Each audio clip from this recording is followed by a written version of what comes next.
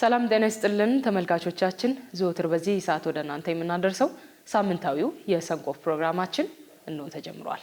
በዛሬው የሰንኮፍ ፕሮግራማችን ልናነሳ የወደድነው ኢትዮጵያ እንደ ሀገር የመጣችባቸው ችግሮቿን ስር ነቀል በሆነ ሁኔታ አርማ የትላንት ቅራኔዎቿን ሽራ ለነገዋ ኢትዮጵያ የምትተጋበት አዲስ ምዕራፍ የተጀመረበት ሂደት ላይ ነው የምንገኘው።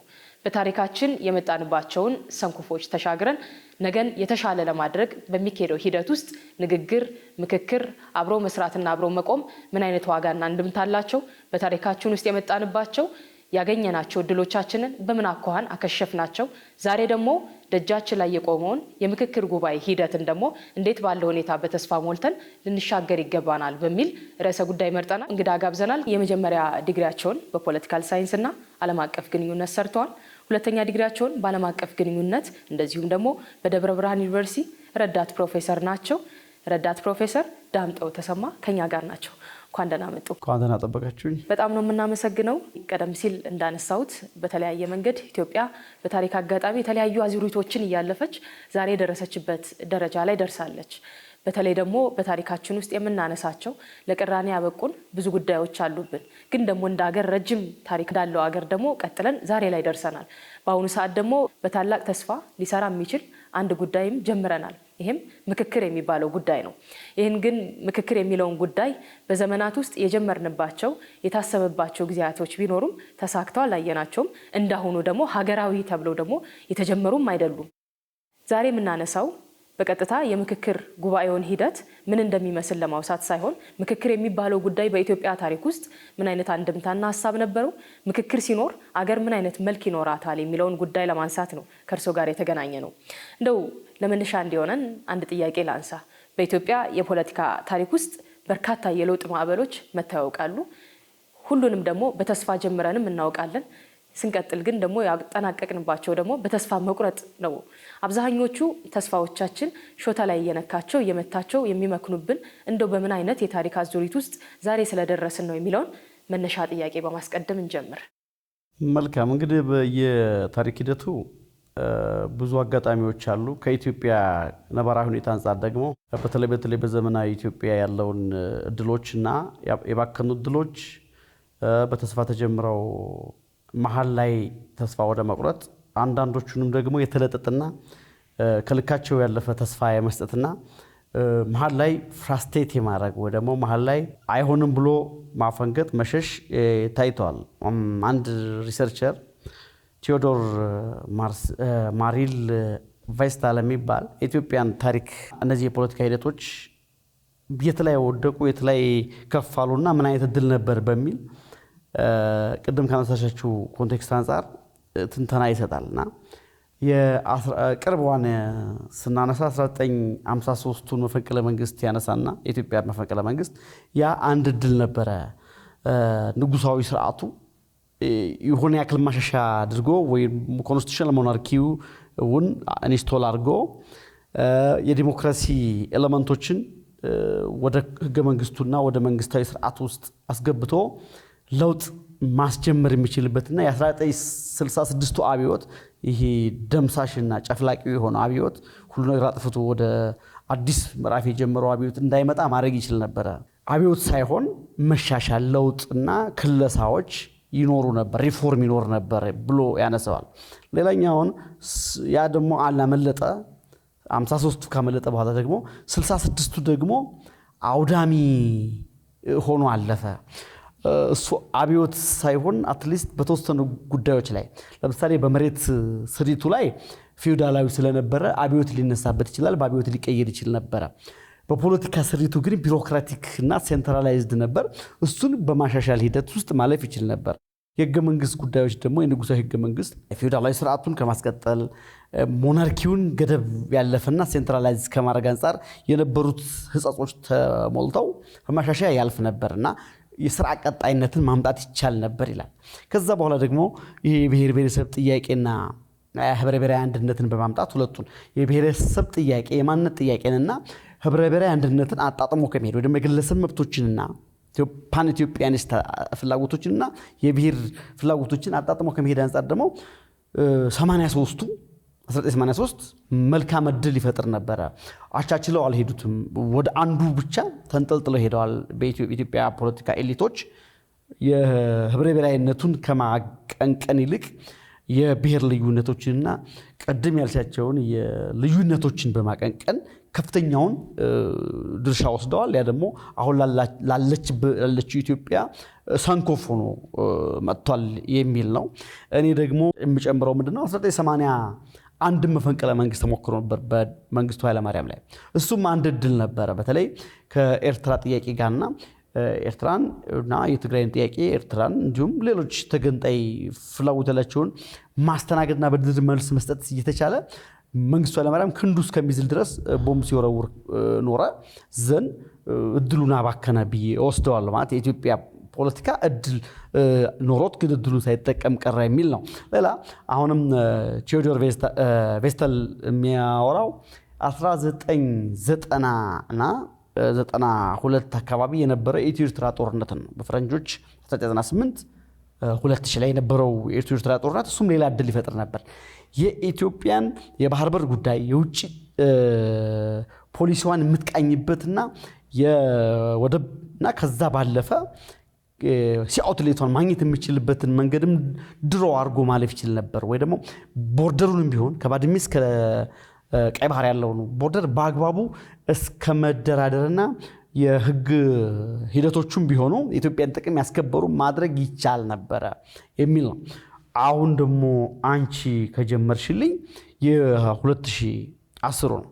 የ2010 የለውጥ ሂደት አንድ ብዙ አይነት ፍላጎት ባለበት ሀገር ላይ ብዙ አይነት መጓተትና ጫፍ የረገጠ ፍላጎት እንደገና ደግሞ ሴንትሪስት ሌላ 3-4 አይነት ፍላጎቶች በሚንጸባረቁበት አገር ላይና የህብረ ብሔራዊ አንድነት ጥያቄዎችና ወይም የዜግነት ፖለቲካ አራማጆች እና በብሔር ፖለቲካ ውስጥ ደግሞ ጥቅም ይገኛል ብለው የሚያስቡ ኃይሎች እየተሳሳቡ እየተጓተቱ ባሉበት ሁኔታ እንዲሁም የብሔር ፖለቲካ አራማጆች ደግሞ እርስ በርሳቸው እየተጓተቱ ባለበት ሁኔታ ፈጣን እና በአጭር ጊዜ የሚመጣ ለውጥ የኢትዮጵያን መላ ችግሮች ይፈታል ተብሎ የመገመት ቴንደንሲ ቶሎ ደግሞ ወደ ተስፋ መቁረጥም ለመምጣት አንዱ ምክንያት ነው። የተለጠጠ ፍላጎትና የተለጠጠ ለውጡ ያመጣልኛል ወይ ይሰጠኛል ብሎ የመፈለግ ያ ደግሞ ፍራስትሬሽን አግሬሽን ቲዮሪ ይባላል። በቃ አንድ ማህበረሰብ ይሁን ያክል ኤክስፔክት ያደርጋል። ኤክስፔክቴሽን ክራይሲስ ሲገጥመው ደግሞ ያንን ወዲያውኑ አይረባምና ትክክል አይደለም አይጠቅምም ብሎ የመሄድ ሁኔታ አለና የኢትዮጵያ እድሎች አንዱ ኤክስፔክቴሽን ክራይሲስ ነው። ሁለተኛው ደግሞ የፍላጎቶች መና ዋልተረገጡም አለ፣ ሴንትሪስቱም አለ። እንደገና ደግሞ በዋልተረገጡ መካከል ራሱ ከፍተኛ የመሳሳብ ሁኔታ አለ። ስለዚህ እነዚህ ፍላጎቶች ባሉበት ሁኔታ ላይ በትዕግስት ለምክክር ራስን ክፍት በማድረግና የሌሎቹን በማዳመጥ ሂደት ውስጥ የማለፍ እንዲሁም ከለውጥ ሂደቶቹ የተጋነነ ፍላጎት ወይም የተጋነነ ተስፋ ያለማድረግ አንዱ የለውጥ ሂደቶች ጥቅም ሊሰጡ ወይ ደግሞ ሁላችንም የለውጥ ሂደቱ አካል እንድንሆን ያደርጋል ብዬ አምናለሁና ሂደቶቹ ይህን ይመስላሉ።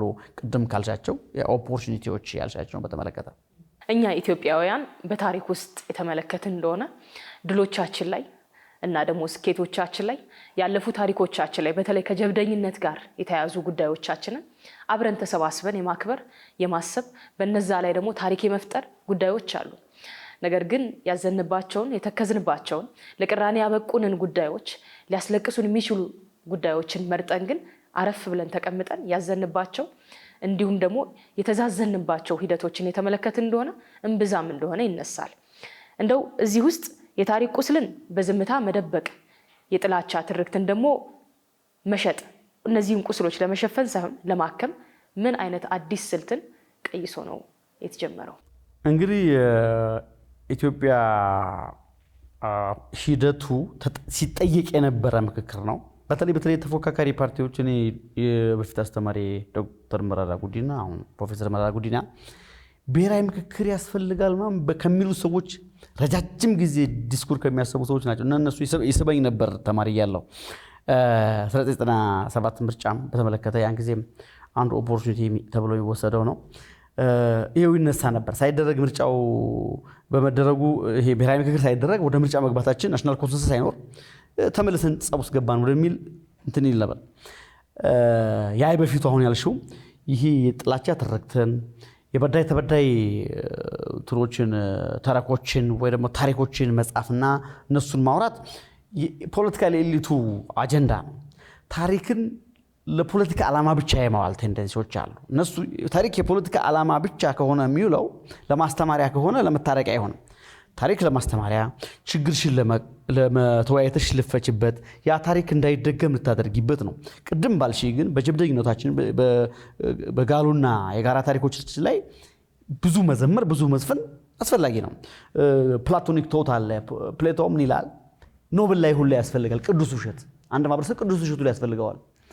እቺ እያሽከረከርሽ ያለሽ መሪጅሽ ላይ ጨበጠሽ አጠገብሽ ያለ ሰው አይበለውና የእናትሽን ሞት አይነግርሽም። ምን ነው ፊት ደነገጠ እንኳን ብትዩ ሰምቶ በስልክ ሰምቶ የእናትሽን መሞት ብትጠይቂም ሊልሽ የሚችለው ምንም አልሰማም ነው ማለት ለጊዜው። ኖብል ቅዱስ ውሸት ነው። ይሄ ምንድነው? ፐርፐዙ ነው። ዋና ፐርፐዙ የማህበረሰቡ ላይ የሚያሳድረው ጫና የወጣቱን ስለልቦና የወጣቱ ስለልቦና የሚፈጥረው በጎ ነገር ወይም መጥፎ ነገር ከሆነ ልትዋሽው ትችያለሽ፣ ቅዱስ ውሸት ነው። በጎ ነገር ከፈጠርሽ ደግሞ እንደዚሁ። ስለዚህ በፍልስፍናውም ቅዱስ ውሸት ሊቻላል፣ ትክክልም ነው። ዘፈኖችን በተመለከተ ጋድ ብለዝ አሜሪካ ሲሉ አሜሪካውያን አሜሪካን በተለየ መልኩ እግዚአብሔር አይባርክም ማለት ግን they are making their state great and they are blessed. ዩናይትድ ስቴትስ ኦፍ አሜሪካ is blessed የሚል ነገር እንዲሰጡ ነው። የተባረከች ሀገር እግዚአብሔር የሚወዳት እግዚአብሔር በጎና ትሩፋቱ የተሻለ እንዲሁም የሚል የሚያስብ ትውልድ ለመፍጠር ነው። እና እንደዚህ አይነት ነገሮች አስፈላጊ ናቸው። በቁስሎቻችን ላይ ሕክምና ያስፈልጋል። ትራንዚሽናል ጀስቲስ ያስፈልጋል። የጋራ ማድረግ አንዱ በቁስሉ ላይ ተንተርሶ እዚህ ቦታ ሐውልት ቢተክል አንደኛው እዛ ቢተክል ምናምን ፋይዳ የለውም። ኢቭን በሐውልቶቻችን ላይ ሁሉ በቤተ መጻሕፍቶቻችን ጭምር ይሄ ታሪክን የተበዳይ ታሪክን ወይ ደግሞ የጀግንነት ታሪክን በተመለከተ የሆነ ያክል ስምምነት ልክ እንዳሆኑ ብሔራዊ ምክክሩ እንዳታሰበው በመሰረታዊ ጉዳዮች ላይ በጋራ ታሪክ፣ በጋራ ራዕይ፣ በህብረ ብሔራዊ ሲምቦሎቻችን ላይ ምልክቶቻችን ላይ የሆነ ያክል መግባባት ተደርሶበት ከዛ በኋላ እነዚህ ክፉና ሰንኮፍ ከሆኑ ወደፊት አንድነታችንና ለለውጣችን የማይበቁ የማያስፈልጉ ከሆኑ እነሱን እንዳይደገሙ ተማምረንባቸው መዝግበናቸው መደገም ያለባቸውና ተሻሽለው መቀጠል ያለባቸውን ደግሞ አሁንም በኢሊቱም ደረጃ ወደ ህዝቡም ሰርጾ እንዲቀጥሉ እንዲሻሻሉና በጋራ እንድንዘምርላቸው የማድረግ ምክክር ያስፈልግ ነበር እስከዛሬ። ስለዚህ አንዱ ቁስላችን ሳይታከም ቀርቶ አሁንም በዛው አይነት መምላይ ወይ መሮጫ ላይ እየሮጥን ያለ ነው። ቅድም ያልሽው ቁጭ ብሎ የመምከር ሲመካከሩ ደግሞ በሐሳብ የበላይነት ልዕልና ተሸናንፎ ነጥብ ለማስቆጠር ሳይሆን መፍትሄ ለመፈለግ በእያንዳንዱ ምክክር ላይ መፍትሄ የሚፈልግ ድርድር ነው የሚደረገው። ያኛው ለምሳሌ መቋሰሉ ነጥብ መቆጣጠሩ ምናምን ኦሬዲ አልፈንበታል፣ ሞክረናል። ስለዚህ የሆነ ኮንሰንሰስ ላይ ለመድረስ ሁሉም የመፍትሄ አካል ሆኖ ለመምጣት እና ሌላውን አዳምጦ ደግሞ የሌላውንም ቁስል በራስ ጫማ ልክ እየለኩ እያዩ ለመሄድ ነው ምክክሩ የሚሆነው። ስለዚህ ያን ባለማድረጋችን ዛሬ ላይ ደርሰናል። ስለዚህ ዛሬ መጀመሪያችን ደግሞ እንደ አንድ ጥሩ አጋጣሚ ጥሩ እድል ነው፣ ኢቭን ታሪካዊ እድል ነው። ሳይደረግ መቆየቱ የቆጨን የነበረ ማህበረሰብ ክፍል ወይም ኢትዮጵያውያን ስለነበርን አሁን ደግሞ ይህ መምጣቱን እንደ መልካም አጋጣሚ ወስደን ሂደቱንም ቅድም ባኩሻግባ ለመፍትሄ እንዲሆን ሁሉም የራሱን ቤት ስራ ይሰራል ማለት ነው። ፖለቲካችን የራሱ የሆነ ባህል አለው።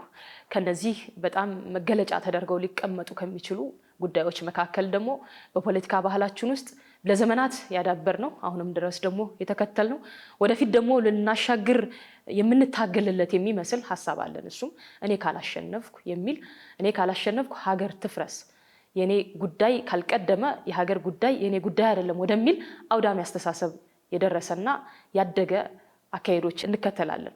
ይህንን ምሁራዊና ፖለቲካዊ የልስነ ልቦና ወደ እኔ ልሳሳት እችላለሁ ወደሚል ሰላማዊ እንደዚሁም ደግሞ የትህትና አስተሳሰብ ከፍ አድርገን ለመቀየር በምክክር ውስጥ ምን አይነት ስነ ልቦናዊ የምህንድስና ስራ ያስፈልገናል ብሎ ያስቀምጣሉ? ይሄ አይነት አስተሳሰብ በደንብ ገንግኖ የመጣው በኢትዮጵያ ፖለቲካ ከ1960 አብዮቱ ወዲህ ነው።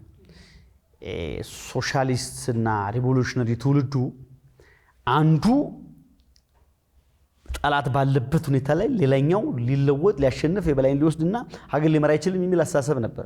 የካፒታሊስት አስተሳሰብ እና የቡርዥዋዚ እንዲሁም ይሄ የዓለም አቀፍም ሆነ የአገር አቀፍ ስሪቱ መደቡ ካልፈረሰ ላባደሩና የቡርዥዋዚው መደብ ፈርሶ ወደ ላባደሩ በላይነት ካልመጣ ዓለም ሰላም አትሆንም ጤና አትሆንም የሚል አስተሳሰብ ነበር። እሱ ውስጡም ቀኝነትም አለው የድህነት ፖለቲካንም ያራምዳል።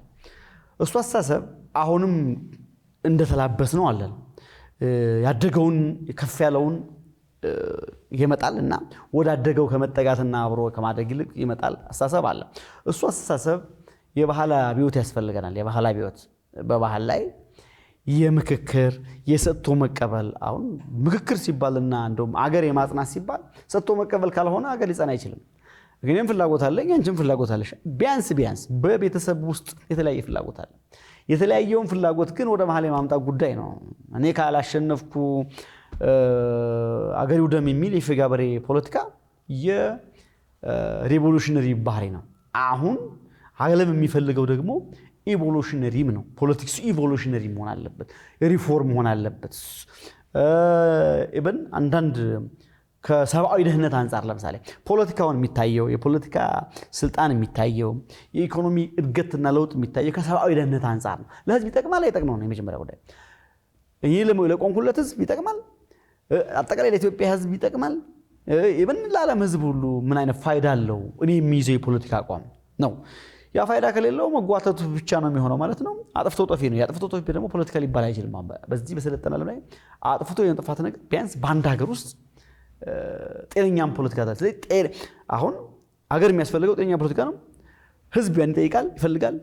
ግን ደግሞ ቮካል የሆነ ማይኖሪቲው ነው ይሄኛው አሁን ያልሽውን አስተሳሰብ ቢተሸከመው ቮካል የሆነ ድምፁ በጣም የሚሰማው የሚጮኸው ቁጥራቸው ትንሽ ነው፣ ግን ጆሮና አይን ውስጥ ስለሚገባና የሚፈጠረው ተጽዕኖ ከባድ ስለሆነ ኢቭን ድርጅቶቹ ተቋማቶቹ ስታይ ስለዚህ እነዚህ አይነት መጓተቶች ሲፈጠሩ የመላው ህዝብ እንትኑም አይደሉ። ቶኑ ግን ጎልቶ ጮሆ የሚታየው የልሂቃኑ ስለሆነና እነሱም እኛ ጆሮ ላይ ተጽዕኖ ስለሚፈጥሩ እንጂ ሳይለንት ማጆሪቲ አብዛኛው እምቅ ሀብት የሆነው ለሰላም ለአንድነትና ለብሪያና እምቅ ሀብት የሆነው መጓተቱን የማይሸከመው ህዝብ አለ። ያ ህዝብ ግን ቅርጽ መያዝ አለ። ያስተሳሰብ ቅርጹ የስነ ልቦና ስሪቱ የመጓተትና ዋልታ ረገጥ የሆነ ወይ ደግሞ ካላሸነፍኩ አገር ትውደም የሚል ፊጋበሬ አስተሳሰብ እንዲቆም ህዝቡ ላይ መሰራት አለበት። ያኛው ልሂቁ ጥቅም ሊኖረው የሚችል አበጋችን ላይ ጥቅም ስለሚኖረው የሚያሳካውም ዓላማ ስላለው በጫፉ ላይ የቆመው እሱ የሚታረመው በህዝቡም ስለሆነ ህዝብም ያስተምራል። ህዝብ ያስተሳሰብ ውቅሩ ከተስተካከለ ማስተካከል የሚችል ፖዚቲቭ ኢነርጂ ያለው ኤሊት ልሂቃን ሚዲያ ካለ የማይስተካከልበት አግባብ ስለሌለ ያኛውንም አስተሳሰቡንም መግራት እንዲሁም ተሸንፎ እንዲወድቅ ማድረግ የሚቻለው ይሄ እኔ ከሞትኩ ሰርዶ አይብቀል የሚለው አስተሳሰብ በማህበረሰብ ለውጥ በኢኮኖሚ ለውጥና እኔና አንቺ በምናደርገው ዲያሎግ ጭምር ሚዲያዎችም ፖዚቲቭ ኢነርጂ ያለው ሀሳብ እንዲመነጭ እንዲንጸባረቅ እንዲንሸራሸር ማድረግ ሲችሉ ስለሆነ ያኛው አስተሳሰብ ግን የቮካል ማይኖሪቲ ነው ወይ ደግሞ የጥቂቱ ጫይ ተሚንጫጫው ኃይል ነው ብዬ ነው የምወስደው። ከኋላ ጀምረን እስካሁን ድረስ ብንመጣ አንድ የምንታወቅበት አመለካከት አለ። ትላንትን ያለ መርሳት። ትላንትን መርሳት ተገቢ ላይሆን ይችላል፣ ግን ለጠቃሚ ነገሮች አለመርሳት ደግሞ ትልቅ ሰንኮፍ ተደርጎ ይታያል። ከትላንት ስኬቶቻችን ይልቅ የትላንት ውድቀቶቻችን ትዝታዎቻችን ላይ እሱ ሐሳብ ላይ ደግሞ ትርክታችንን ፈጥረን እዛ ሐሳብ ላይ ደግሞ ቀምረን ለቀጣዩ ትውልድ ማስተላለፍ አስተሳሰቦች አሉ። አብረን ከቆምንባቸው ይልቅ የተለያየንባቸውን ዘመናት በትዝታ እዛ ውስጥ የመቆየትና የመቆዘን ባህሪ ያለን ለመሆኑ ዛሬያችንን ሊቀማን የሚታገለውን ትላንት ታግለን ለማሸነፍ ምን አይነት ሂደቶች ልንከተል ይገባል? እሱም ብቻም አይደለም፣ ትላንት ላይ ቆመን ተገትረን የቀረነውስ ለምንድን ነው የማያሻገር ሐሳብ ይዘን? የመቆጣጠር በማንችለው የትላንትና ታሪክ ነው የሚዘከር ነው። በሁለቱም መልኩ ያልሽው ጥሩ ቁስሉም ስኬቱም እሱ ላይ ቆመን ነጋችንን የምናበላሽ ዛሬያችንን የቁዘማ ጊዜ የምናደርግና ኢብን የአብሮት ጊዜያችንን ሁሉ በብሶት የምናሳልፍ መሆናችን እሙን ነው። በጎ ነገራችንን ደግሞ የተሻለ አበልጽገነው የተሻለ የጋራ አድርገነው ከመሄድ አንፃርም እምብዛም ነን። ችግሩን ዘክሮ የተሻለውን ሁሉም የጋራ አድርጎት ወስዶት ንባባችንም የወደፊቱን እንዲሆን ትልቁ ስዕል ላይ እንዲሆን አሁን ኢብን ቁስላችን ትንንሽ ስዕል ነው። ሆነን ለመናገር ሁሉም ጋር ቁስል አለ። ግን ብታነበንቢው አንቺ ቤት የሚያመው ህፃን አለ ህክምና በየቀኑ የሚጠይቅ ምናምን ሌላም ሁሉም አለ። ግን እሱ ብታነበንቢ ብትይ አብሮትሽ ነው የሚነጥቅሽ፣ የቀን ውሎሽን ነው የሚያበላሸው ሁሌ። ስለዚህ የዛሬን መለወጥ የዛሬን በጎ ነገር የኢትዮጵያን ታላቅነት መገንባት በሚያስችል አግባብ ላይ እንድንሆን ስርዓታዊ አክቹሊ ህክምና ነው የሚያስፈልገው። ለምሳሌ እያንዳንዱ ዜጋ የፈለገ ያክል ቢቆረቆር በህገ መንግስት የተደነገገ የተቀነበበ የብሶት ፖለቲካ ካለ ፖለቲካዊ አደረጃጀቶችና ቅኝታቸው ያንኑ ከሆነ በትምህርትና አጠቃላይ በሪሰርች ተቋማት እዛው ላይ የምንወዛወዝ ከሆነ ዴል የምናደርግ ከሆነ ማህበረሰቡ ላይ የበለጠ ክፉ ጫና ነው እንጂ የምናሳድርበት ወደ ፊት እናሻግረው። ስለዚህ ዋናው ጉዳይ በስርዓት ውስጥ እነዚህ ባለፉት 27 30 ዓመታት ውስጥ የነበረው ያ ነው። ምንም እኔ አስተማሪ ከጀመርኩ ጀምሮ ስለ ቀይ ባህርና ስለ ባህር በር ሪሰርች አይሰራም ዩኒቨርሲቲ ውስጥ፣ ክልክል ነው። በኢትዮጵያ ዩኒቨርሲቲዎች ስርዓታዊ ክልከላ ስላለ ስለ ህብረ ብሔራዊ አንድነትና የዜጎች መብትን እና የብሔረሰብ ሌሎች የማንነት መብቶችን አጣጣመን እንሂድ፣ ሁለቱም የቡድን መብትና የግል መብቶች ይጣጣሙ በሚለው ጉዳይ ላይ አበክረሽ ሰሪ የሚፈቅድ ስርዓት አልነበረም። ያ ምን ያመጣል ካልሽ ማህበረሰቡ ላይ ተጽዕኖ ያሳድራል። በቃ ምንም ተስፋ እንዲቆርጥ ይሄ አንቺ የምትይለት በጎ ነገሮች ላይ አጉልቶ የጋራው ማድረግ ችግሮቻችን ለቅሶአችንና ቁስላችንን ደግሞ እንዳይደገሙ አከመው ለማለፍ አይችልም ህዝቡ ስርዓቱ ከገደበው ማለት ነው። ስለዚህ ስርዓታዊ ሂደቶቹ የህግ ማዕቀፉ የፖለቲካ መርሆች የፖለቲካ ትርክቶች የፖለቲካ ቅኝቱ ህገ መንግስቱ እነዚህ የመሳሰሉት የሚዘግቡት የሚዘክሩትና የጻፉት የደነገጉት ማህበረሰቡ ላይ ማለፍ ይችላል። አሁን ያልሽው መጥፎ ታሪክን ወድቀን አቧራ የነካንን የታሪክ አጋጣሚ እሱን እንዳይደገም ተምረንበት እንድናልፍ ሌላውም ተበደልኩ የሚለውንም እውነተኛ በደል ያለውንም አካል እሱንም አብረን አልቀሰንለት ግን ከእንግዲህ በኋላ የጋራ ታሪካችን ነው። በዳይም ተበዳይም ካለ የጋራ ታሪክ ነው። በዳይም ተበዳይም ተዋናይ ስለሆነ ስለዚህ የጋራ ታሪካችን ነው። ማን ደግመው ብለን ተጨባብጠን የምናልፍበት እንዲሆን ቅድም ያልኩሽ ስርዓታዊ መርሆች ስርዓታዊ ትርክቶች የመንግስት የፖሊሲ አቅጣጫዎች ጭምር ያንን የሚያስተካክሉ ሲሆን ከዛ በኋላ ደግሞ መንግስት ደግሞ ይህንን ካደረገ የሃይማኖት ተቋማት ሲቪክ ኦርጋናይዜሽን ሳይቀሩ የማስተማርና እና አስተምሮን ህዝብ ውስጥ የማድረስ ትምህርት ቤቶችን የማድረስ ያ ሲሆን ነው ታች ድረስ እግር ያለው እግሩ ስር የሰደደ የለቅሶ ፖለቲካን የሚያስወግድ የህብረ ብሔራዊ አንድነትና የጋራ ስዕሎችን የጋራ አንድነትን ወይም ራዕይን የሚያመጣ አስተሳሰቡ ቅር ሊገነባ የሚችለው የሚል እምነት ነው ያለኝ። የተሳሳቱ ታሪኮችንም ሆነ የተነገሩንን ናቸው ተብለን የተማርናቸውን እምቢ ብለን ነገራችንን የሚቀማ ነው ብለን ሰብረን ለመውጣት ያናጥር የሚያስፈልግ ደግሞ ስሪት ያስፈልገናል። ወደፊት የሚያሻግሩንን ይዘን ማደግ ላይ ስሪቶቻችን ውስጥ ያሉብን ሰንኮፎች ምንድናቸው ብለን ማንሳት እንችላለን። ማህበረሰብ አገር ከችግሩ መማር አለበት። ችግር ያልደረሰበት የለም። ይሄ ተራራቀ ትርክት ይዞ በመጓዛችን ፖለቲካችን እዛ ላይ በመሰሶን በመጣሉ ያልተበደለ ማህበረሰብ የለም። አሁን በተለይ በ27ቱ ዓመት ጉዞ እንዲሁም በ1960 ትውልድ የተደረገው ማቀንቀን ነው። እስከ መገንጠል ምናምን ያሉ ሁሉ የዛ ትውልድ ያቀነቀናቸው ናቸው። እነሱን ምን አገኘንባቸው ብሎ ማሰብ ያስፈልጋል። አሁን ቆሞ ማሰብ ያስፈልጋል። ምንድን ነው ያገኘንባቸው? ነገስ ምን ላገኝባቸው እንችላለን? ውድቀት ሆኖ አይቆም። ወይ ይከተልሻል ወይ ደግሞ ተምረሽበት ታልፊያለሽ። የትላንቱን መማሪያ ነው። ሁሉም በሚባል ደረጃ ትላንቱ መማሪያ ነው የሚሆነው። ስለዚህ ያንን የተማረ ማህበረሰብ ያስፈልገናል። አሁን ደግሞ ድልም አለ፣ እንደ እንትኑም አይደለም፣ እንደ በፊቱ ዝግም አይደለም። የተማርናቸው የተነገረንን ብቻም ትክክል ናቸው ብለን ለመቀበል አንገደድም። አማራጭ ስራ ቴክኖሎጂው አማራጭ ነው። የምናጠራበት የመረጃ ብዝሃነት አለ። ሶርስ መምረጥም የምንችልበት ብዙ አይነት ሚዲያዎች አሉ። ሶርስ መምረጥ የትኛው ሚዛን ይደፋል፣ የትኛው ፋይዳ አለው የሚለውንም የማውቃል። ኤአይ ሳይቀር ፋይዳ ላይ ያለው ነገር ፈልገሽ ለአንቺ በምትፈልጊው አግባብ ፖዚቲቭ ኢነርጂ ሊሰጥሽ በሚችል አግባብ ለመጠቀም እድል ፈጥሯል። ስለዚህ እንደ በፊቱ ሁለት መጽሐፍ አይደለም። ሁለተኛ ደግሞ አሁን ያለንበት የስርዓታዊ ሂደትም ገዳቢ አይደለም ስልሽ ምሳሌ ከ1966 እስከ 1983 ድረስ መጽሐፍ እንኳን ወደ ኢትዮጵያ የሚገቡ መጽሐፎች የማርክሲስት መጽሐፎች ናቸው።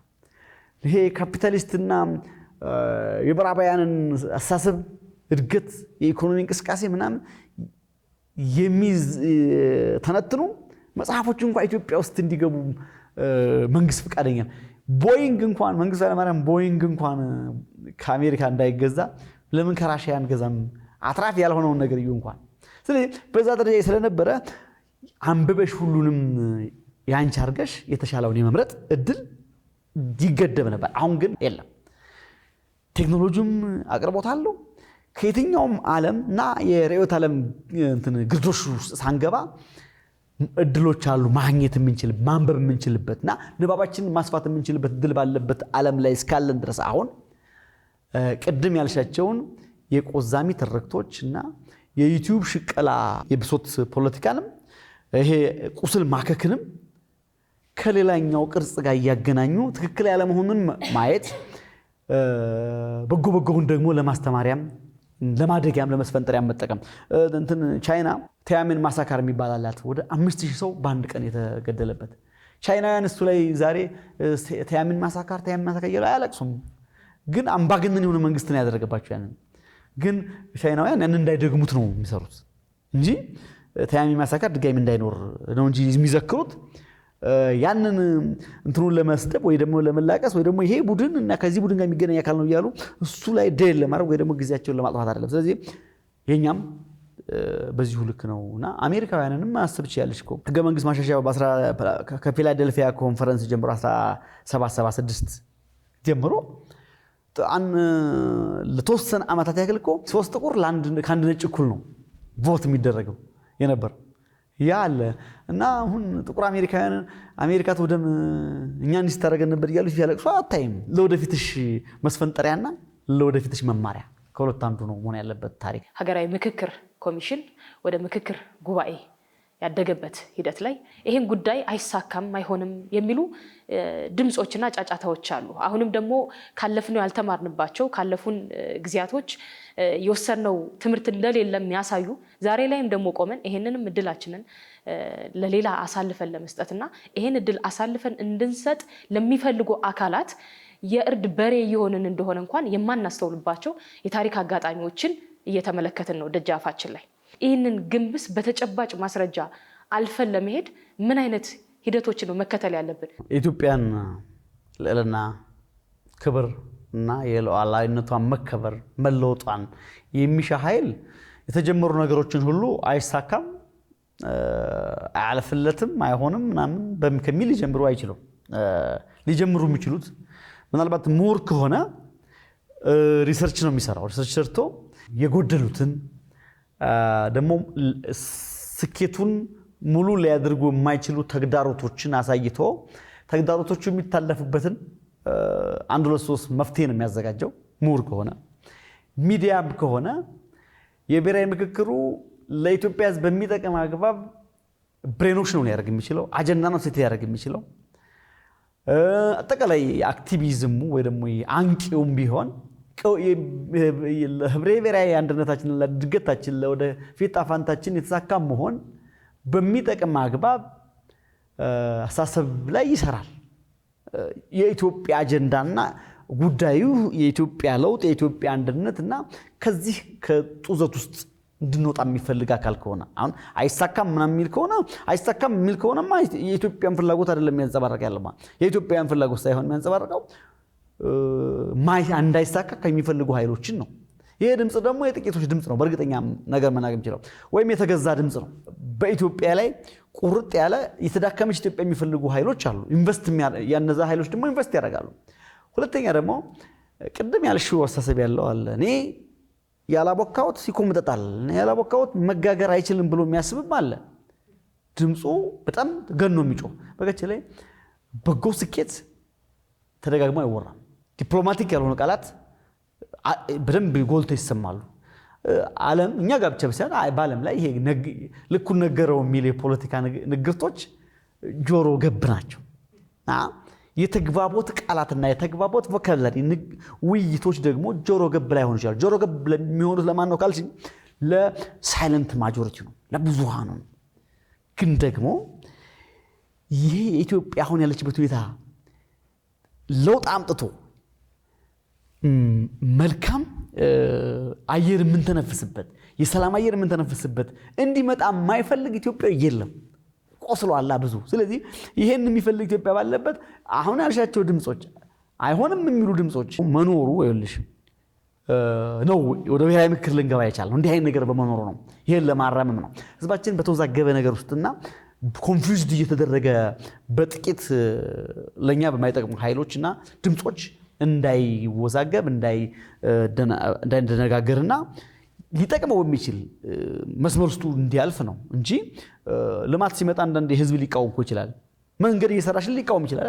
አሳምነሽ ትሰሪያለሽ ነው ዋናው እንጂ እንኳን ይሄኛው ፖለቲካ የሆነው ነገር። ስለዚህ ድምጾቹ ይቀጥላሉ። ግን ደግሞ የኢትዮጵያን ጉዞ ለኢትዮጵያና ለሀገሪቱ ለህዝቧ በሚጠቅም አግባብ የማስኬድ ጉዳይ የኢትዮጵያውያን ነው፣ የኢትዮጵያ ወጣት ነው፣ የኢትዮጵያ ምሁር ነው። ምሁር የሆነ ደግሞ ቅድም ባልኩሽ አግባብ ነው ሊቃኘው የሚገባ። ይህ ምክክር በአብዛኛው ከ11 ኮሚሽነሮች እንደዚሁም ደግሞ ይህንን ጉዳይ ደግሞ የሚያስፈልገውን ነገሮች በማቅረብ ረገድ እየሰራ እየተጋ ያለውን መንግስት ብቻ የሚመለከት አድርጎ የመመልከት አባዜዎች ይታያሉ። ነገር ግን ይህን ምክክር የወጣቶችን ጣፈንታ ሊወስን ሊያስቀምጥ የሚችል ሁኔታ እንደሆነ በማሰብ ውስጥ ለመራመድ ምን አስተዋጽኦ ሊያበረክት ይገባል?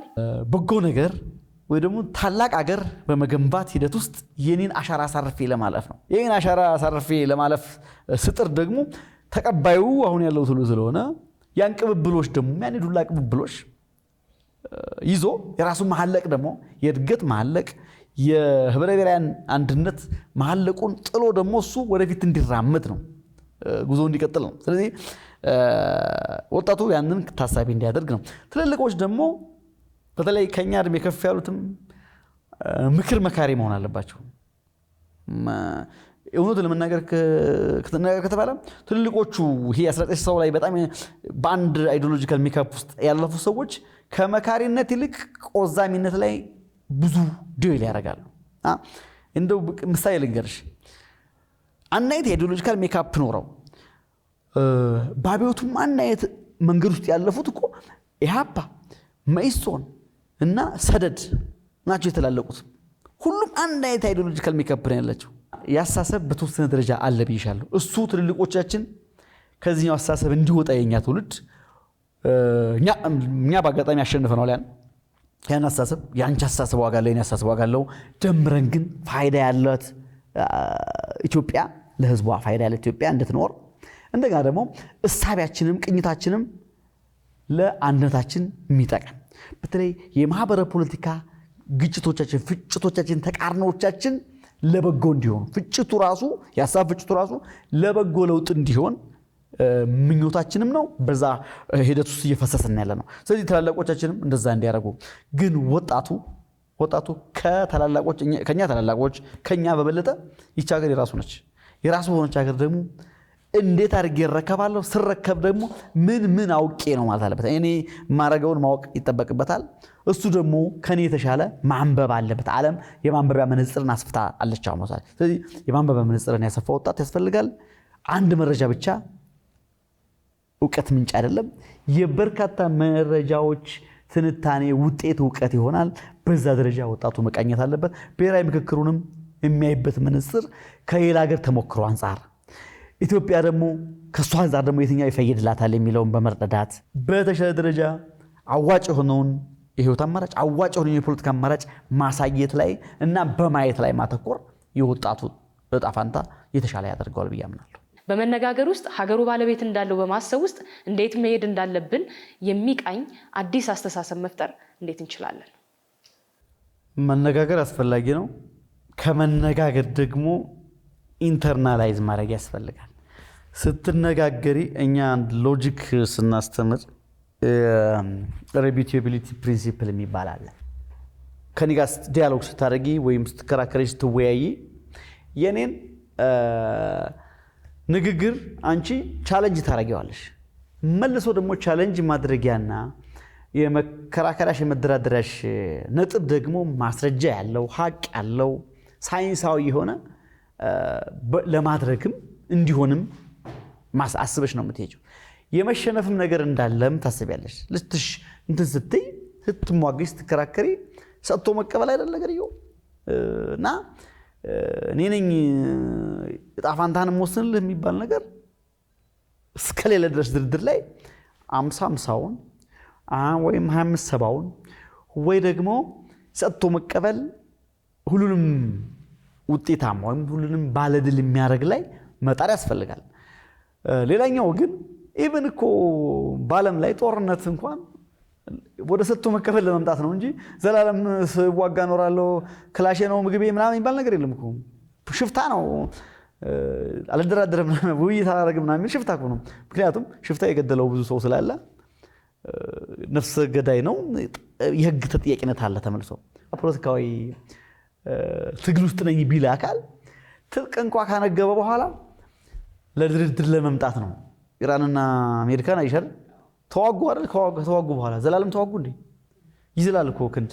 ስለዚህ ድርድር ነው መሀል ኢብን ውጊያ መሀል ነው ድርድር አለና አንዳንድ ኋላ ቀር እንትን አለ እኛ ጋር ካላሸነፍኩና እንዲህ እጄ ላይ ቤተ መንግስቱን ካላስረከቡኝ አልደራደርም።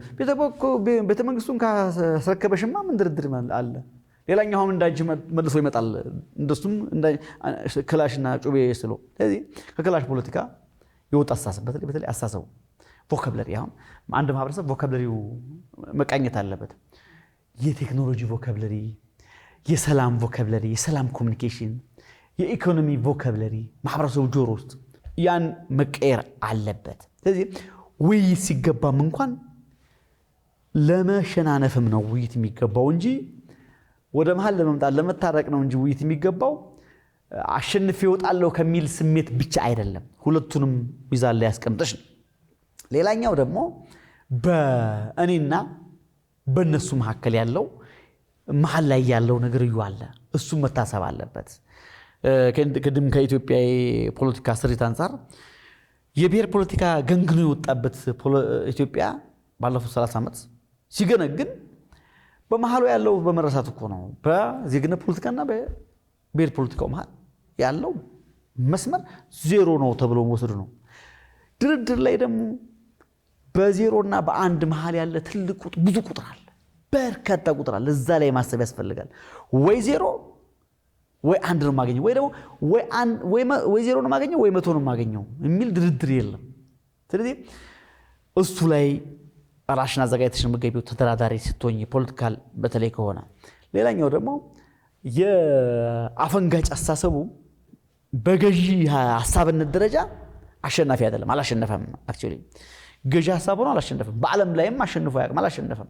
አሁን በሰሜን አካባቢ የነበረው ያለውን ታያለሽ። ዓለም አቀፍ ማህበረሰቡ ምን አይነት ገጽታ እየሰጠ ያለው ምን እየሰጠ ያለው ቅቡልነት ከሌለው ፖለቲካሊ ሚዛን ካልደፋ ለማህበረሰቡ ኢኮኖሚካሊ ከጎዳ የማህበረሰቡ ቀውስ ከተባባሰ አፈንጋጭ አስተሳሰቡ ትክክል አለመሆኑ አሁንም በቂ ማስረጃ ራሱ አስተማሪ ነው። ራሱ ነገርየው እኔና አንቺ ሳንሰብከው ራሱ ስለሚያስተምር አፈንጋጭ አስተሳሰቦቹ የአንድ የኋላ ቀርነታችን መገለጫዎች ናቸው። ሁለተኛ ከ1960ዎቹ ጀምሮ እኔ ብቻ ያሸነፍኩ ከሆነ ነው ድል ማለት የሚለው አገር ስታሸንፍ ነው ድል የሚለው መዘንጋቱ ነው። ባለፈው ምርጫ 7ኛው ምርጫ አንድ ያስተማረ ነገር አለ። ይሄ አፈንጋጭ አስተሳሰቡ ወይ ደግሞ ክላሽ ብቻ ነው መዝሙሬ ከሚለው አስተሳሰብ ህዝቡ እንዲነጠል አድርጎልናል። ህዝቡ እንዴትም ብሎ ወደ ምርጫ ሄዶ እንዴትም ብሎ ምርጫ መርጦ ውጤት ተገኝቷል። ስለዚህ አንድ ሀሳብ። ሌላኛው ደግሞ የስርዓት ቀጣይነትና የታሪክ ቀጣይነትን አሳይቷል። በኢህአዴግ ዘመን 2010 ነበር ምርጫ ለውጥ ኢህአዴግ የተለወጠው 2010 ላይ ነው። 2010 ላይ ሲለወጥ ግን ኢህአዴግ ያስጀመራቸው ነገሮች አልተቋረጡም። ለምሳሌ ምርጫው 7ኛ ነው የተባለው። እንደ ድሮማ ቢሆን ኑሮ 1ኛ ነበር ይባላል። ደርግ ምርጫ ሞክሯል አይደል? ልክ ደርግ ምርጫ ሞክሯል 1987 ላይ በተለይ ሪፈረንደም አድርጓል በህገ መንግስት ላይ። ኢህአዴግ ሲመጣ 3ኛው አላለው፣ የራሱን ነው 1ኛው ያለው። አሁን ግን 7ኛ የተባለው ቢያንስ ኢህአዴግ ጀምሪ። ስለዚህ ይሄ ቀጣይነት ነገር ነው። ኔሚንግ ወሳኝ ነው። አክቹዋሊ ስያሜዎች የትላንቱን ያለ ማጥፋት። ስለዚህ ይሄ የድርድር አካል ነው፣ የውይይት አካል ነው። ይሄ የታጠቀው ኃይል ሆነ ከዛ ነው የለውበትም ብሎ ከታጠቀው ወዲህ ያለው ደግሞ ዲያስፖራም ያለው እሱም አትሊስት ይሄ ኔጌቲቭ እንትን አለው፣ አሉታዊ ጫና ፈጥሯል፣ ትክክል አይደለም ብሎ ተችቶ ይሄ ደግሞ አዎንታዊ ፋይዳ አለው ለኢትዮጵያ። ስለዚህ በዚህ በአዎንታዊ ፋይዳ ባለው ላይ ተሳተፍ፣ ያኛውን ደግሞ እየተቸው ልታገል ብሎ መቀጠል ይችላል። ግን ኒሂሊስት የሆነ ባዶ ምንም የለም ብሎ መሄድ ጤነኛም ስላልሆነ ከኢትዮጵያም ጥቅም አንፃር አይጠቅምም፣ ከተሰለፉት ኃይሎች በዚህ አስተሳሰብ ውቅር ውስጥ የተሰለፉ ኃይሎችም ስለማይጠቅም ኦልሬዲ ተሸንፎ መሸነፍ አይቀርም። የተሸነፈ ሀሳብ ነው፣ ቀድሞውም ተሸንፈዋል ማለት ነው። ስለዚህ ለድርድር ለውይይትና ለእንዲህ አይነት አስተሳሰብ የማይቀርብ አስተሳሰብ የሽፍታ አስተሳሰብ ስለሆነ ከሽፍታ አስተሳሰብ ደግሞ የሚጠቀም ሀገር የለም፣ የሚጠቀም ህዝብ የለም። አንድ ተመልካች ዛሬ ሰንኮፍን እያየ ካለ በዚህ ምሽት ምናልባት እኔ ፖለቲከኛ አይደለሁም፣ እኔ ስልጣን መቼም አልይዝም ብሎ የዚህን ሀሳብ ደጋፊ ከመሆን ይልቅ በተለይም ደግሞ የምክክር ሂደቱን ባለው አቅም ልክ ከመደገፍ ይልቅ ዞሬ ማለትና ዳሬ መመልከት ጉዳይ ካለ ለዚህ ዜጋ የሚሰጡት ቀጥተኛ ምላሽ ምንድን ሊሆን ይችላል? እንግዲህ ቀጥተኛ የፖለቲካ ተሳትፎ ባይኖረውም ስልጣንም ባይዝ ስልጣን ይዘዋል። ስልጣን የህዝብ ነው የሚል መርህ አለ። በተወካዩ በኩል ስልጣን ይዘዋል። እንዴትም ብሎ ያ ከ8ቱ አጀንዳዎች ህገ መንግስት ጉዳይ ነው አይደል? የዜጋ ጉዳይ ነው፣ የእያንዳንዱ ሰው ጉዳይ ነው የምናወራው። የሀገረ መንግስት ግንባታ ሂደቱ ምን ይምሰል የሚለው የእያንዳንዱ ኢትዮጵያዊ ነው። የአዲስ አበባ ጉዳይ ነው የምናወራው ስንል ደግሞ አዲስ አበባ እና የፌዴራል መንግስት ከተማ እያንዳንዱ ዜጋ ጉዳይ ነው። ስለዚህ ቤትም ዞሮ ዞሮ የኛው እስከሆነ ድረስ የእያንዳንዱ ዜጋ የኔ የ9 ዓመቱ ልጄ ጉዳይ ነው፣ የኔ ጉዳይ ነው ብሎ በዚህ መልኩ ሊረዳ ይገባል።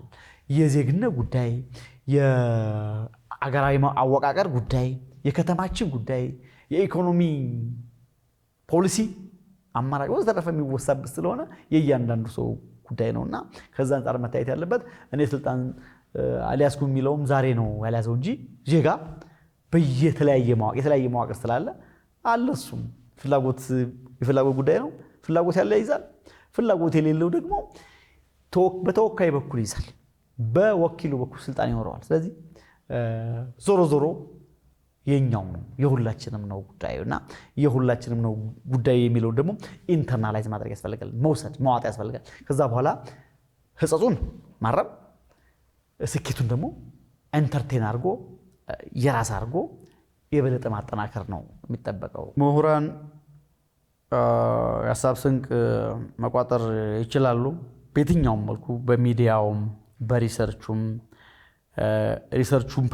ፐብሊኬት ስለሚደረግ ሲቪክ ኦርጋናይዜሽንስ የተሞረዱ እና ለሀገር ለውጥ ፋይዳ በሚሰጥ አግባብ የተግባቦት ኮሚኒኬሽኖችን ህዝብ ውስጥ መርጨት፣ ሚዲያዎች ደግሞ እንደናንተ አትሊስት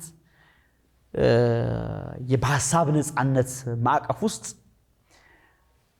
ብዙ ነገር የመረጃ ነፃነት መስጠት ወይም ብዙ ነገር የማሳወቅ ፍላጎት እንደተጠበቀ ሆኖ ያልተሞረዱ ሀሳቦች ደግሞ ማህበረሰብ ውስጥ እንዳይገቡ የማድረግም የተሞረዱ ሀሳቦችን፣ የተግባቦት ሀሳቦችን፣ የእርቅ ሀሳቦችን እና የምክክር ሀሳቦችን ደግሞ አጉልቶ በብዛት እና በስፋት ማሰራጨት፣ ከዚህ ሜንስትሪም ከሆነ ሚዲያ ባሻገር እያንዳንዱን የሚዲያ አማራጭ የመጠቀም ልማድ መፍጠር።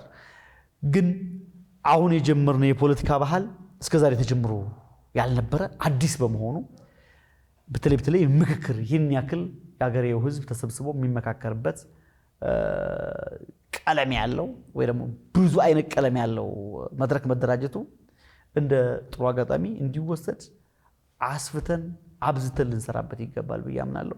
ይሄ የዜጎችም እያንዳንዱ ዜጋም ኃላፊነት ነውና ሁላችንም የዛ አካል ነን፣ አሻራችንን ያሳረፍ ነው። አመሰግናለሁ። ተመልካቾቻችን ዘወትር በዚህ ሰዓት ወደ እናንተ የምናደርሰው ሳምንታዊ ሰንኮፍ ፕሮግራማችን የትላንት ችግሮቻችን ስር የሰደዱ አመጣጦቻችን ነጋችንን እንዳይቀሙን በምን አኳኋን ዛሬ ላይ መስራት ዛሬ ላይ መሄድ አለብን በሚል ምክክር፣ ንግግር፣ ቁጭ ማለት በጠረጴዛ ዙሪያ መነጋገር ቀዳሚው እንደሆነ በማሰብ ይህን ፕሮግራም አሰናዳን። ሳምንት በሌላ እንግዳ በሌላ ርዕሰ ጉዳይ እንደርሳለን። ቸር ቆዩ ተመልካቾች። አመሰግናለሁ።